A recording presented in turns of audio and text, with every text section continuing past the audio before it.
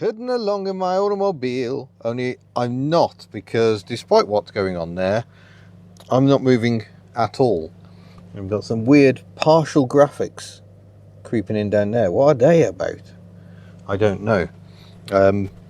Betty is quite fundamentally broken. We were just driving here and driving absolutely fine. Then again, I lost drive and the dashboard died. Then drive came back, but the dials have stuck exactly where they were at that point in time. We were doing 40 miles an hour at just below, well, about 1500 revs.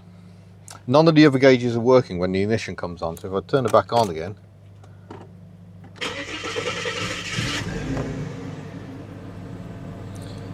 none of the other dials are doing anything at all. Everything is kaput.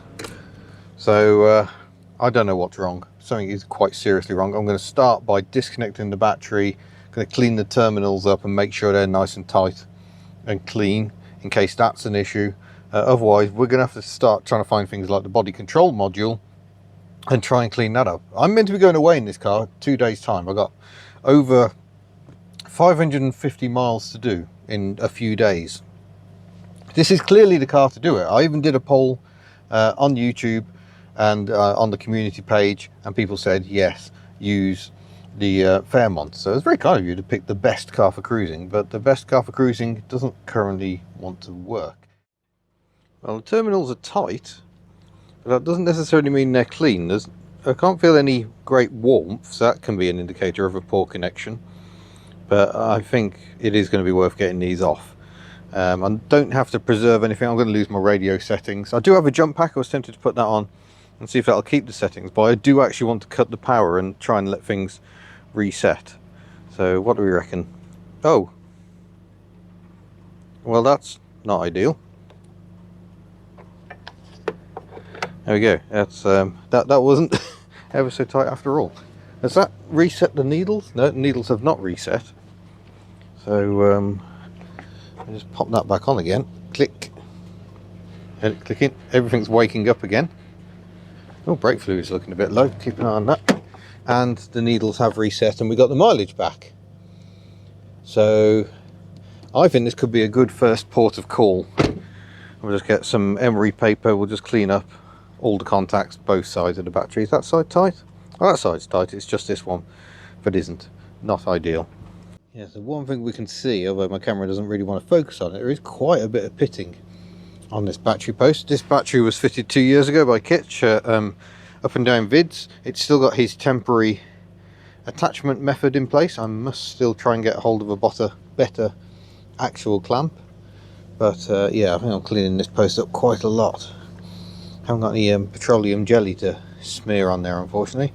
Well, rather typically I hadn't got any grease, but I've cleaned both terminals up. I've cleaned both clamps up as well. They were both very mucky on the inside, so a bit of this, I actually had to get a file out to really clean them up a bit, and hopefully all will be well. Topped up the brake fluid while I was under there. Presume that's just wear related. It's a while since we fitted new pads and stuff all around on this. Let's fire up. Oh, hello. What does that mean? Fair? What? Oh, there we go.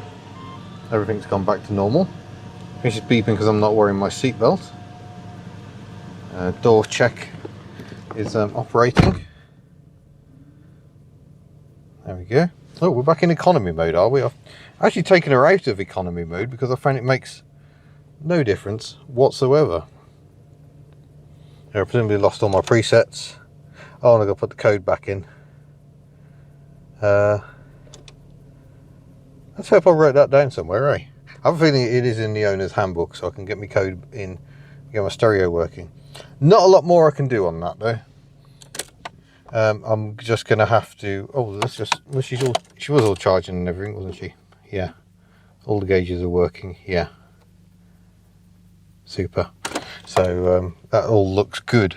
So the next thing we need to stress about is this door handle. I mean, it's working now, But we know all is not well with the mechanism that goes from the outside handle to the catch there. It actually feels fine now. Maybe I have fixed it. Maybe we'll file that under leave well alone for now, and we'll come back to that. I know what the issue is if I need to go there.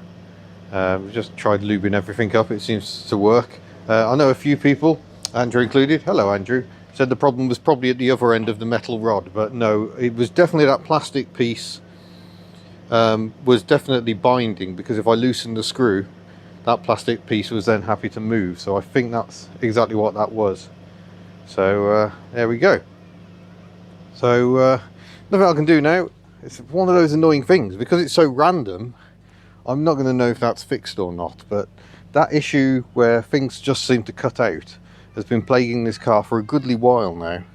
So yeah, hopefully we've put that one to bed. I've just run the engine again, but in a bit I'll just check the oil just to make sure all's well. I've got to do the headlamps again. Still haven't found anything that actually protects them after you've cleaned them up, but a quick buff will work wonders, I should think. And yeah, we'll be good for another long trip, we hope. So like I say, I'm doing some miles tonight because we've got kids ferrying to do, and I think we're heading out for the day tomorrow as well. So we may do that in Betty, we may not. I might take Ellie instead. I would take Miss Daisy, but Miss Daisy's currently crammed in at the back behind a slightly broken Berlingo. Yeah, we'll get back to you on that. Subtle clues as to what's been going on just down there. Yeah, video coming on that next week probably.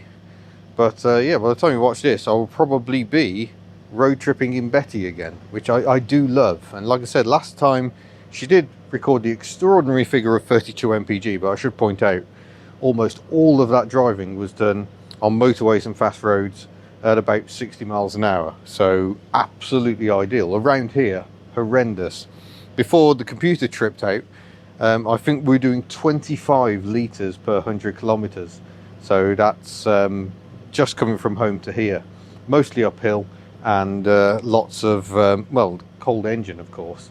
So I reset the computer at home.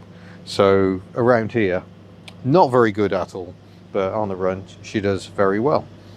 So hopefully that'll be all right. You'll find out on our next road trip adventure, which is coming very, very soon here on Hubnut. So thank you for your support. Don't forget there's a super thanks button. I think it just says thanks actually, just below this video if you're watching on an electronic device, and you can contribute to the fund that keeps these cars going. Otherwise we've got Patreon, we've got channel memberships. Channel memberships, we've now got exciting little icons, emojis, that's the word, that can be used. And I've changed, we've now got a colour scheme for how long people have been Hubnutters supporting the channel via YouTube. So yeah, thank you for your continued support, and we shall see you in a future video. Farewell.